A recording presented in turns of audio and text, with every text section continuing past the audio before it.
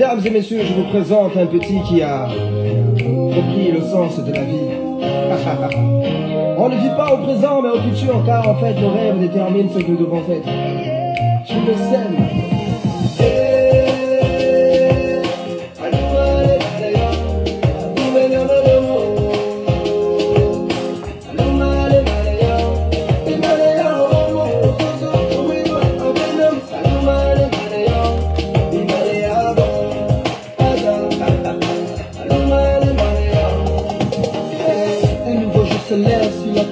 Je vis des frères et des sœurs descendent dans nos rues, fêter la liberté.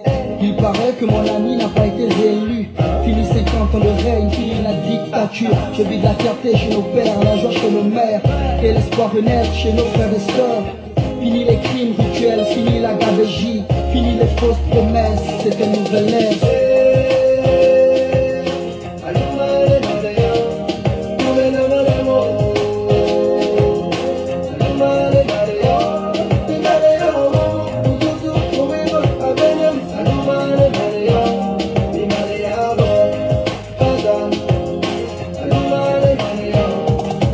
La justice, oui, telle est la devise. Une pensée à tous ceux qui se sont battus pour ce pays, à tous nos martyrs, aux vrais opposants politiques, à l'ensemble des Gabonais qui ont l'amour de la patrie. Désormais c'est notre histoire, on réécrira les pages, oui. On est tous un, tous au niveau de part. Que tu sois d'ici ou enfin venu d'ailleurs, aime ce pays et serre-le avec le cœur. Je le sème.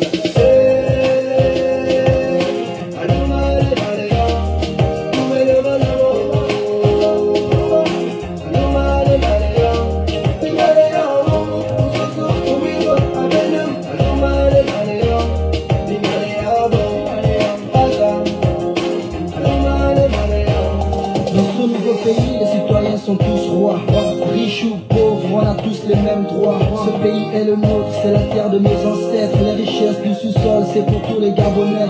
Du nord au sud, de l'est à l'ouest, nous cultivons l'amour et le sens du partage. Que Dieu bénisse le peuple et la nation tout entière. Une nouvelle ère se lève pour bénir le prince de paix.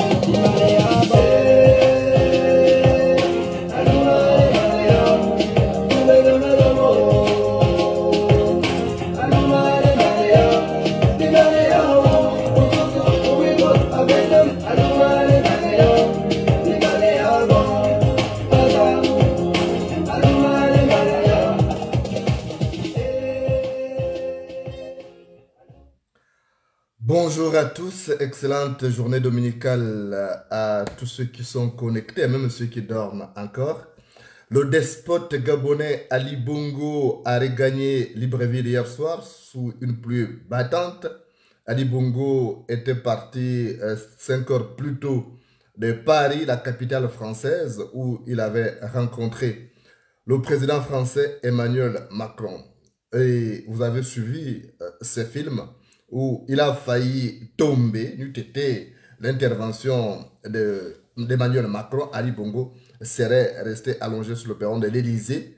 Et tout ça a amené le despote gabonais et surtout son entourage à réfléchir à une possibilité justement d'améliorer sa posture lorsqu'il se déplace aujourd'hui. Donc une décision a été prise séance tenante. Il est question pour Ali Bongo d'aller aux États-Unis pour se faire une nouvelle prothèse. Comme je vous l'avais dit au cours de l'accident, après l'accident vasculaire cérébral dont Ali Bongo a été victime le 24 octobre 2018 à Riyad, en Arabie Saoudite, Ali Bongo, on lui avait amputé la jambe droite et c'est cette jambe qui ne tient pas, c'est cette jambe qui a une prothèse fabriquée justement du côté du Maroc et malheureusement ça ne tient pas et vous l'avez remarqué qu'il perd son équilibre, il n'arrive même pas à ascensionner les escaliers, même chez le premier ministre britannique il avait du mal à accéder et du coup avec ce qui est arrivé il y a 2 jours présentement à l'Élysée, Ali Bongo a décidé donc d'aller aux États-Unis pour se faire fabriquer une nouvelle prothèse. Ali Bongo voudrait améliorer sa démarche parce que jusque-là, ça ne va pas. Vous avez constaté qu'il traîne toujours une patte, donc la patte droite là qui avait été amputée. Vous savez qu'il souffre d'un diabète aigu depuis son jeune âge. Et justement, il n'avait pas eu de raison de refuser justement qu'on ampute une jambe. Et cette jambe avait été donc amputée lorsqu'il est tombé malade. C'était la condition sine qua non parce que le diabète était à un niveau très avancé. Et donc, Ali Bongo, aujourd'hui, n'a qu'une seule jambe, d'où ses difficultés de tenir sur ses guibolles. Ali Bongo ne peut plus tenir et aujourd'hui, il va donc aux États-Unis. Enfin, il va aller aux États-Unis dans les prochaines heures ou les prochains jours. C'est ce qui a été décidé. Il était même décidé qu'il parte de Paris pour les États-Unis. Mais comme ce n'était pas prévu, il était question donc pour lui de repartir d'abord à Libreville et puis partir de Libreville pour les États-Unis pour chercher une nouvelle prothèse afin de tenter de se refaire une nouvelle santé, surtout en termes de sa démarche qui ne tient pas parce que, quoi qu'on dise, ce n'est pas la posture d'un président qu'on aimerait voir lors des grandes rencontres internationales. On l'a vu traîner la patte lors du sommet, la COP26 en Écosse. On l'a vu chez Tony Blair et encore plus grave, c'est ce qui s'est passé à l'Élysée où l'Afrique tout entière a été humiliée. Donc, voilà l'information. Qu'est-ce qu'il faut retenir du séjour d'Ali Bongo?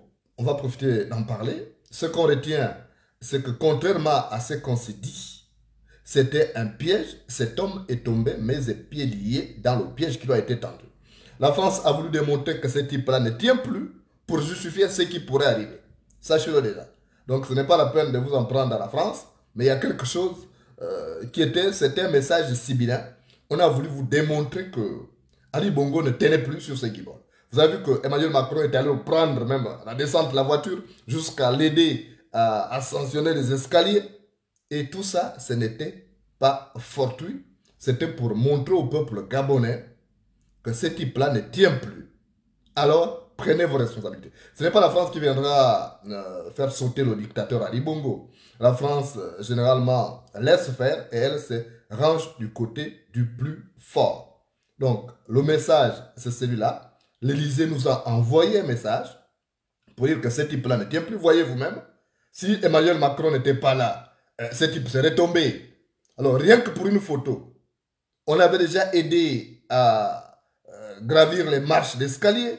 Au moment de faire la photo, il ne tient pas. Parce que cette prothèse-là pèse, d'après nos informations, et il aurait même mal à la jambe. Donc, à la partie qui a été amputée, il aurait d'énormes difficultés, des douleurs qui reviennent de manière intermittente. D'où cette décision d'aller se faire une nouvelle prothèse aux États-Unis. Mais ça ne changera pas grand-chose dans le fond, parce que déjà, sa santé n'est pas tout à fait satisfaisante. Contrairement à ce qu'on vous dit, on vous dit qu'il respire la forme. Ah non, mais vous savez que pour tenir à une conférence, Ali Bongo est drogué. Donc, c'est Sylvia Bongo et toute la galaxie qui est là autour, notamment la mafia kleptomane qui a remplacé l'État, qui essaye de continuer d'instrumentaliser Ali Bongo, de le garder à la tête du pays pour pouvoir siphonner davantage les caisses de l'État. Parce que si Ali Bongo s'en va, naturellement, il n'y aura plus cette possibilité de siphonner les caisses de l'État. Les gens vont perdre leurs privilèges. Donc, ils sont tenus donc, de le garder comme ça, quitte à ce qu'il meure là et que les choses se passent mal. Mais la France a voulu envoyer un message. Je vous parle, j'ai discuté avec quelqu'un de très haut placé dans le dispositif diplomatique français et qui me disait, vous devez comprendre les messages. En diplomatie, les messages sont souvent sibyllins. Ce que je regrette, c'est que nous, on n'arrive pas à décrypter les messages. On se contente des apparences. Mais il y a des messages codés. Pourquoi avoir filmé tout ça en direct? C'est curieux. Et c'est passé comme ça dans tous les médias. On en a parlé. Aujourd'hui, on est même devenu la risée du monde. Vous voyez, il y a des humoristes ivoiriens qui ont repris ça et tout. Mais ce n'est pas bien. Ce type-là doit aller se reposer. Il doit aller se reposer. Donc, il a cru peut-être humilier le Gabon, mais ce n'est pas le Gabon qui est humilié. C'est toute l'Afrique qui est humiliée. Parce que ça démontre une certaine appétence pour le pouvoir en ce qui concerne les Africains. Que les Africains, même quand ils sont malades, au moment où ils doivent aller se reposer, ils choisissent le pouvoir et non leur vie. Or, ce type-là gagnerait à aller se soigner, il gagnerait à se consacrer à sa vie de famille qu'à s'accrocher à la tête du pays. Il est fils de président, il a suffisamment d'argent, il a hérité de son père beaucoup de choses, il a hérité de l'argent, des maisons, des voitures, des avions. Bref, ce type-là gagnera à laisser reposer. Or, là, qu'est-ce qui se passe? C'est qu'il veut s'accrocher par là. Enfin, du moins, on veut le maintenir en disant ça va aller. Mais il pouvait tomber là et mourir en direct sous le regard des journalistes du monde entier qui étaient là. Donc, il y a un problème.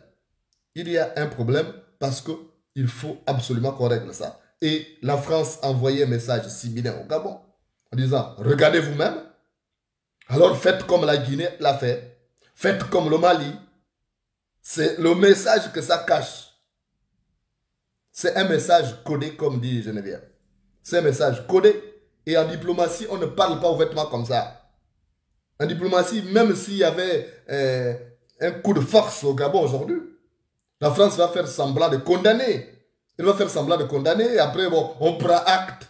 Mais on va dire où on souhaite un retour à la normale, machin, le respect des instructions. En tout cas, c'est toujours comme ça. Mais on sait que c'est l'hypocrisie. La diplomatie, c'est l'hypocrisie. La France nous a envoyé un message. Et Ali Bongo, que vous avez vu là, n'ira pas loin. Je suis déçu de voir que les Gabonais se découragent vite. Il y a même d'autres qui sont allés, qui n'ont même pas lancé un seul message pour la mobilisation à Paris. Parce qu'ils étaient dans des deals avec le pouvoir. Et au moment où je vous parle, Yann Ngoulou, l'ancien directeur de cabinet de Nouréni de Bongo, est resté à Paris pour donner de l'argent aux activistes, aux pseudo-opposants alimentaires. Donc voilà ce qui concerne, qui intéresse l'Africain, qui intéresse le Gabonais. Le Gabonais, c'est l'argent. Or, l'image qui nous a été présentée doit nous donner plus de force, plus de combativité pour dire qu'on doit en finir avec ce système-là. Ali Bongo ne tient plus sur ses guibolles. Il peut aller prendre une prothèse aux États-Unis, il peut aller dans n'importe quel pays du monde, mais ça ne va pas remplacer son pied. Et rien qu'avec ça, parce qu'on a tenté de nous faire croire que ça va. Mais là, vous avez vu, je vous dis souvent que si tu caches la hernie, ta démarche la révélera. Si tu caches la hernie, ta démarche la révélera. On nous a fait croire qu'il a la forme. On vous a même caché qu'on lui a amputé une jambe. Ali Bongo a même honte de voir ses proches parents pour qu'on ne le voit pas avec une jambe amputée. Mais c'est terrible. Ça peut arriver à tout le monde. Ça peut arriver à tout le monde. Moi, dans ma famille, j'ai ma soeur qui est née bon pied, bon oeil, mais qui a eu un accident. On lui a amputé la jambe. Mais elle a fini par accepter ça. Mais pourquoi Ali Bongo a honte? Mais et avec ça, vous pensez qu'il peut encore se représenter à l'élection présidentielle alors que son certificat, son état de santé ne lui permet pas? Non. Pour diriger un Gabon, diriger un pays, on a besoin de quelqu'un qui a toutes ses aptitudes physiques, mentales, cognitives. On a besoin de ça. Or, ça ne va pas. Et regardez vous-même sur quelle chaise on l'a reçu. Quand vous voyez la différence entre la chaise où on a reçu Patrice Talon et la chaise où on a reçu Ali Bongo, c'est pas la même chose. On a eu l'impression ici, c'est-à-dire que moi je suis journaliste. J'ai eu l'impression ici que c'est un journaliste qui allait interroger Macron. Donc Macron est confortablement installé sur son canapé présidentiel et puis on a apporté une petite chaise pour donner à Ali Bongo. Tout ça, ce sont des messages. Le bon, c'est que le Gabonais ne pousse plus son intelligence plus loin. Et quand on dit succès diplomatique, je vois des gens qui se gargarisent. Oh oui, c'est un succès diplomatique. Quel succès diplomatique? Avec cette image-là, où un président est obligé de jouer maintenant des escortes, Macron est obligé d'aller le prendre, le soulever, machin. Mais c'est une honte. Quel succès diplomatique? J'ai vu des pédégistes s'enorgueillir. Mais c'est une honte pour eux. Finalement, donc, on est réduit à si peu de choses. On n'a rien vu. Ce n'est même pas une visite de travail, c'était une opération de com. Parce que quand deux présidents se rencontrent, on voit un drapeau de chaque pays. Donc, derrière Ali Bongo, on aurait pu voir un drapeau du Gabon et derrière Macron, un drapeau de la France. Or là, c'est juste une opération de com et Macron est en pleine campagne électorale pour se faire élire. Donc, il accepte de recevoir tout le monde. Il accepte de recevoir. C'est comme ça. Mais les carottes sont cuites pour Ali Bongo. Les carottes sont cuites. Un matin, vous allez apprendre quelque chose qui se passera. Je ne parle plus. Je vous dis tout simplement, tenez bon, restez mobilisés. Ne pensez pas seulement à vos petits intérêts personnels, comme ces opposants alimentaires qui sont là-bas à Paris. J'apprends qu'ils ont des rendez-vous avec Yann Ngoulou pour prendre un peu d'argent. Mais bon sang, on ne peut pas se satisfaire des quelques espèces sonnantes et trébuchantes qu'on nous donne. On a un peuple qui est aujourd'hui, qui patauge dans le sous-développement et la misère. Il nous faut libérer notre pays de manière définitive et rendre le sourire à l'ensemble du peuple gabonais. On ne peut pas se contenter seulement de nos intérêts personnels parce qu'aujourd'hui j'ai un peu d'argent, donc je me fous. Mais on oublie que les avantages d'aujourd'hui peuvent se transformer en handicap demain. Donc il faut penser à l'ensemble du peuple. Il y a à boire et à manger pour l'ensemble des Gabonais dans un pays libéré, pas un pays confisqué par un clan mafieux, le clan Bongo, qui est là depuis plus de 52 ans. Donc il faut qu'on se batte en ne disant pas oui parce que j'ai des choses, j'ai ceci. Non, Ali Bongo, ce n'est pas un succès diplomatique. Un président qu'on prend, on soulève, on l'amène. Mais on a voulu montrer que, ben, regardez, vous les Africains, les Blancs, attention, je vous dis une chose. Il n'y a pas plus hypocrite que les Blancs. Vous ne les connaissez pas. Moi, je suis entré dans des familles françaises. J'ai beaucoup d'amis français.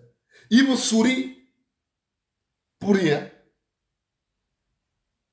Parfois, vous dites, mais c'est le sourire hypocrite, ils ne vous connaissent pas. Quelqu'un va vous sourire. Mais ils ont une courtoisie. Même quand ils ne sont pas d'accord, ils vous expliquent. Mais ils ont une manière de vous insulter. Si vous ne faites pas attention, vous allez sourire alors qu'on est en train de vous insulter. Demandez aux Gabonaises qui sont en mariage là chez les Blancs là. Ils vous diront comment on vous traite. Même quand il y a des grands repas en famille, quand leurs maris font des repas avec leurs parents. Mais il y a des petites piques qu'on décroche. Que les beaux-parents décrochent. Donc, moi je voulais vous dire, c'est ça. Maintenant, je voulais aussi dire aux Gabonais une chose. Chacun a son métier. Transporter de l'eau n'est pas le rôle du panier. Je suis journaliste. Mon rôle n'est pas d'engager des débats, des polémiques oiseuses avec des personnes qui souffrent de la constipation intellectuelle.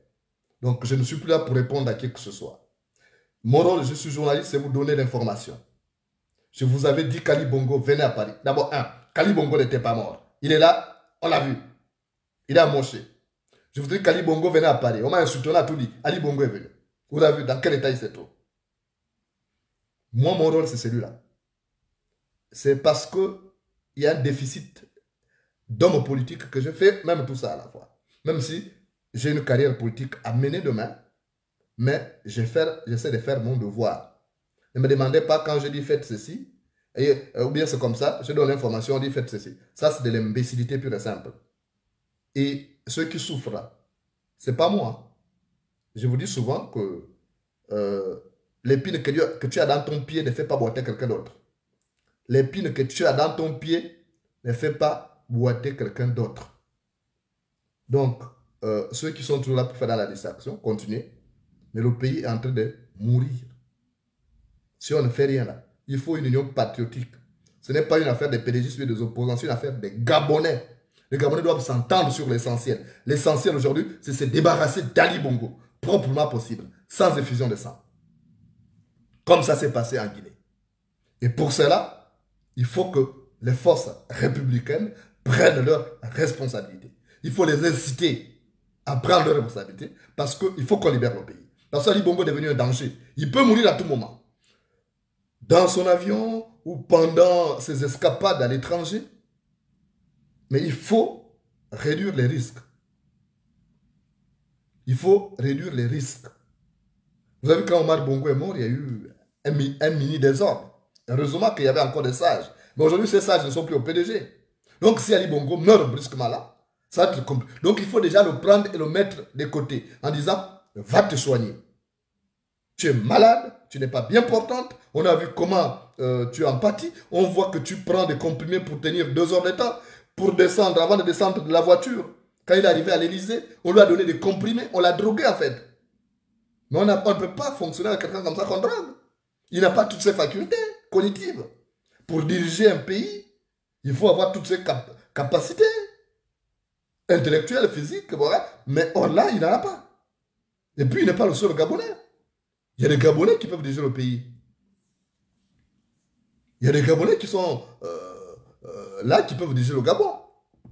Donc, il ne faut pas que les gens se disent, oh, c'est pas mon problème, les PDGistes. Ils me font pitié. Excusez-moi, je n'ai jamais vu de ma boule comme les PDGistes.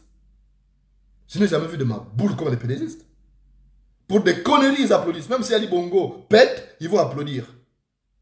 Mais je n'ai jamais vu de ma boule comme ça. Ce qui s'est passé là, les gens se sont réjouis au succès diplomatique. C'est ça là, succès diplomatique. On viendra vous montrer un vrai président qui va diriger le Gabon. Vous allez voir vous-même. J'ai vu que même Franck Nguema a écrit sur sa page, le président est allé au cours d'une tournée pour faire rayonner l'image du Gabon. Mais Franck Nguema me fait pitié. Il fait pitié ce gars-là. Et on dit qu'il est le niveau d'André Baobam. C'est pitoyable. C'est vraiment pitoyable. Tout ça, c'est des atalakou. Parce qu'il a envie d'être reconduit au gouvernement. Comment voulez-vous que le Gabon se développe avec des esprits chétifs comme les Franck Nguema et Tutti Quanti? Il y a problème. Il y a vraiment problème. Donc, moi, je suis resté serein. Je vous l'ai dit. Je n'ai aucun intérêt à vous induire en erreur. Quand je viens vous donner une information, c'est que j'ai procédé à toutes les vérifications humainement réalisables. Et l'information que je vous donne, c'est pour vous permettre de prendre des décisions. Parce qu'il faut ouvrir justement les yeux. La graine d'arachide, on dit la poule qui a les yeux ne mange pas la graine d'arachide pourrie. La poule qui a les yeux ne mange pas la graine d'arachide pourrie. Donc il faut qu'on ouvre les yeux et qu'on cesse de dire non, moi j'ai le minimum, je travaille, j'ai mon poste, tout va bien. Mais il y a des gens qui raisonnaient comme ça, mais ils ont perdu leur emploi aujourd'hui. Donc, le danger, Ali Bongo est devenu un danger national. Il faut qu'on s'en débarrasse d'une chicanade. C'est la chose à faire. Pour sauver le Gabon, il faut sauver le Gabon du naufrage. Parce que c'est le pilote. Quand vous avez un pilote qui est malade, à bord d'un bateau, on fait comment? On le débarque, on le met à l'écart. On met quelqu'un d'autre pour piloter le bateau. Sinon, il va nous amener droit vers un rocher. Et puis le bateau va se désintégrer. C'est ce qui se passe aujourd'hui avec Ali Bongo. Donc, il ne faut pas que les gens continuent de raisonner en disant oui, moi on me donne un peu d'argent, donc ça va, moi je travaille, j'ai mon poste, ça va. Non. Quand le malheur arrivera, ça touchera tout le monde. Quand le malheur arrivera, je touche du bois, mais ça touchera tout le monde. Donc, il y a une nécessité aujourd'hui à faire en sorte que tout le monde soit uni et que tout le monde prenne une décision de se débarrasser d'Ali Bongo parce qu'on ne peut plus continuer.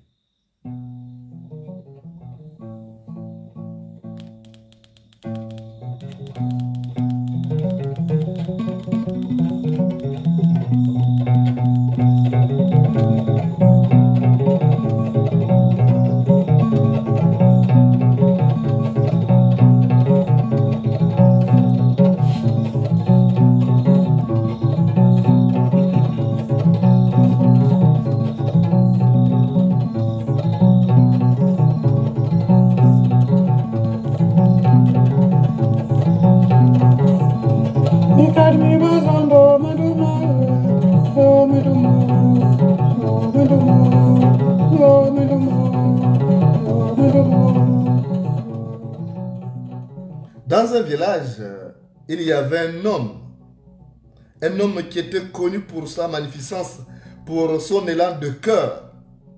Un homme qui était toujours prêt à déposer sa main fraternelle sur l'épaule de chacun de ses concitoyens qui étaient en difficulté. Cet homme s'appelait Mumbina. Voilà qu'un jour, Mumbina reçoit une nouvelle qu'un de ses amis avait perdu sa mère dans un village éloigné du sien. Et c'est comme ça, Mumbina, connu pour son empathie, a décidé d'aller donc assister son frère en danger. Parce que souvent, il faut être là quand l'autre a des problèmes. Mumbina est parti avec sa femme Mavundu, laissant sa mère, sa vieille mère, dans la maison. Parce qu'il n'avait pas de choix, c'était imprévu. Et avant de partir, Mumbina s'est adressé à son chien. Il s'est adressé à Fait du bien. Il a dit à Fait du bien, je pars pour un deuil. Je rentrerai dans 2 ou 3 jours. Il faut veiller à ce qu'aucun voleur n'entre ici, qu'aucun criminel n'entre ici agresser ma vieille maman. Et Mumbina est parti, il a laissé Fait du bien. Il avait Fait du bien, il y avait sa vache, il y avait sa chèvre et il y avait aussi son coq. Et Mumbina est parti. Le lendemain, bon, ce jour-là c'était bien. Tout le monde a dormi sans problème. Et le lendemain, il y avait des lézards qui se battaient à la toiture là-bas. Et ça commençait à faire un bruit. Et c'est comme ça que ça devenait insupportable. Mais la maman de Mumbina était vieille. Elle ne pouvait pas chercher à savoir. Et c'est comme ça que Fait du bien arrive et il voit le chat d'abord, parce qu'il y avait aussi un chat dans la maison, le chat de Mumbina. Et il dit, mais va un peu voir, toi qui grimpes là. Va voir un peu ce qui se passe en haut là-bas. À la toiture, on ne sait pas, au plafond. Il y a quelque chose qui se passe, il y a le bruit. C'est inquiétant. Le chat a dit, mais quel est mon problème? Moi, je n'ai rien à foutre. S'il y a le bruit là-bas, ça me regarde. Et c'est comme ça que il est allé voir le coq. Fait du bien. Il a dit au coq, mais toi qui grimpes là, toi qui peux voler là, va un peu là-bas, regardez ce qui se passe dans la toiture. Le coq a dit, mais qu'est-ce que moi j'ai à foutre? Il doit avoir ces bandes de lézards qui se battent là-bas. Qu'est-ce que moi j'ai à foutre dans les pommes de lézards? Ça ne me regarde pas. Et Fait du bien est allé voir le cheval, parce que Mumbina aussi avait un cheval. Voilà. Il a dit au cheval, mais il y a du bruit là-bas avec insistance. Il faut qu'on aille voir. Le cheval a dit, oh, ça me regarde pas. Si c'est les lézards qui se battent là-bas, ça c'est leur problème. Qu'est-ce que moi j'ai à foutre dans une querelle de petits lézards? Mumbina est allé voir la vache. La vache a répondu la même chose. Mais la bagarre devenait de plus en plus insistante. Qu'en se battant là-bas, les lézards là ont fait tomber un morceau de pagne que les souris, que les rats avaient amené à la toiture. Et c'est tombé dans le feu. Et tout de suite, la maison a pris feu. Et c'est comme ça que la mère de Mumbina a été brûlée au 3e degré. Et les voisins sont venus, la maison était brûlée. La mère de Mumbina brûlée au 3e degré. Et naturellement aussi, Fait du bien avait été touché. Et il fallait donc tout de suite envoyer un jeune du village aller appeler Mumbina pour dire que ta maman qui est restée là-bas, il y a eu un incendie, elle est brûlée au 3e degré, il faut vite revenir. Donc on a dit au jeune homme, prends le cheval de Mumbina, allez, cours, allez récupérer Mumbina. Et les gens sont venus là en attendant. Les gens sont venus assister. Et quand le cheval a couru pour aller prendre Mumbina, et dès que Mumbina a pris la nouvelle, le cheval ne s'est pas reposé. Il fallait faire encore demi-tour aussitôt pour que Mumbina prenne la décision qui s'imposait. Et quand le cheval arrive, il était déjà épuisé, essoufflé. Et il a commencé à rendre l'âme. Et il a dit à Fait du bien, finalement, toi tu avais raison. Si moi je t'avais suivi, j'avais écouté ton conseil, mais on aurait cherché à savoir ce qui se passait là-bas pour essayer de faire en sorte que les lézards qui se battaient là-bas ne puissent pas créer des dégâts. Ah mon Dieu, tu avais raison. Et puis il est mort. Et il y avait tout le monde, vous savez, dans les villages, comment ça se passe, comme chez moi à manger en ce moment, où il y a le deuil de mon grand frère André de Filou, qu'on a inhumé. Et comme en pareille circonstance, quand on revient du cimetière, on fait un repas et il fallait attraper la chèvre. C'est comme ça qu'on a attrapé la chèvre. Mais avant même d'attraper la chèvre, il y avait d'abord le coq parce qu'il fallait soigner la mère de Mumbina. La mère de Mumbina, l'Onganga qu'on avait fait venir, il a dit, il faut qu'on soigne avec l'huile de coq. Mais on a tué le coq. Le coq va voir maintenant Fait du bien pour dire, ah, mais tu avais raison. Si on t'avait écouté, finalement, il n'y aurait pas eu ça. Mais on a attrapé le coq, on a tué le coq. Et quand la mère de Mumbina est morte, donc, il fallait nourrir les gens qui étaient là. Donc, quand les gens sont venus du cimetière, on a attrapé donc la chèvre, on a tué. Mais la chèvre, avant d'être tuée, quand on l'a attrapée, elle a dit, oh, Fait du bien, tu avais raison. Si on t'avait écouté, finalement, on ne serait pas arrivé là. Et quand on a fini d'enterrer, maintenant, on a fait une dernière veillée, puisqu'il y a une dernière veillée. Il y avait plus de monde, il fallait nourrir tout le monde. Et il fallait tuer la vache. Et c'est comme ça qu'on a attrapé la vache. La vache est allée voir faire du bien. Elle dit, oh, vraiment, toi, tu avais raison. C'est toi qui avais raison. Si on t'avait écouté, on aurait séparé la bagarre des deux lézards là.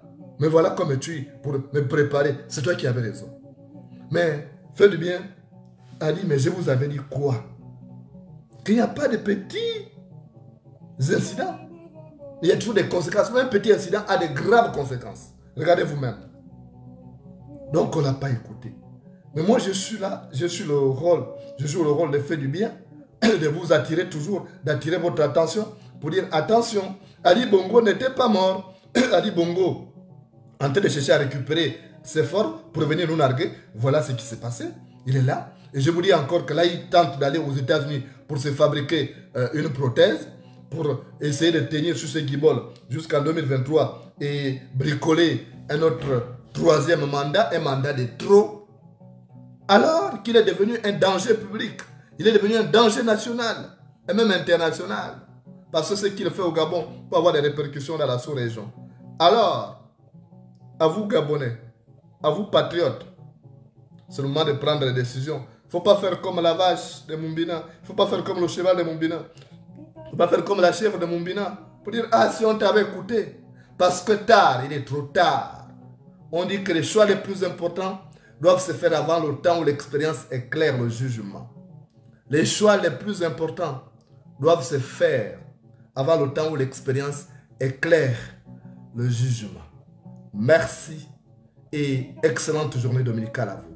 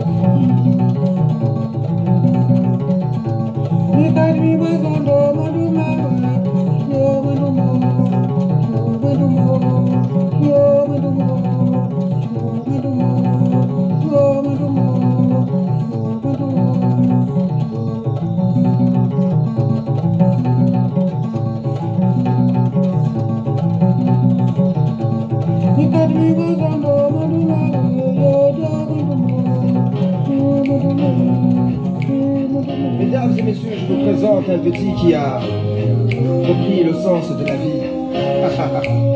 On ne vit pas au présent mais au futur, car en fait nos rêves déterminent ce que nous devons être. Je le sème.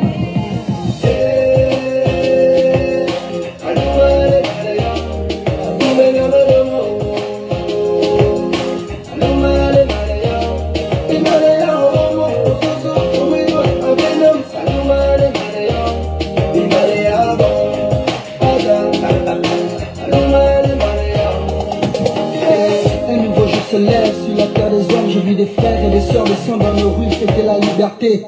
Il paraît que mon ami n'a pas été réélu. Fini 50 ans de règne, fini la dictature. J'ai vu de la fierté chez nos pères, la joie chez nos mères, et l'espoir renaître chez nos frères et sœurs. Fini les crimes rituels, fini la gabegie, fini les fausses promesses, c'est une nouvelle ère.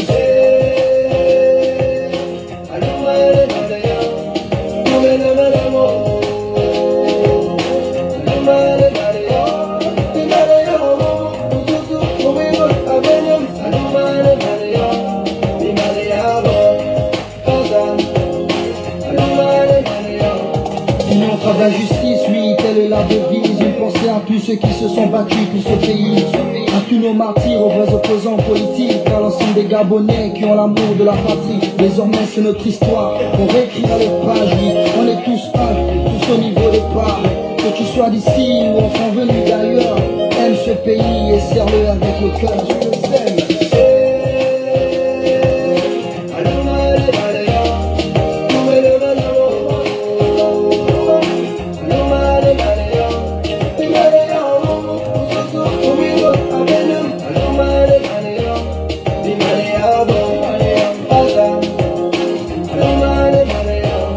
Dans ce nouveau pays, les citoyens sont tous rois.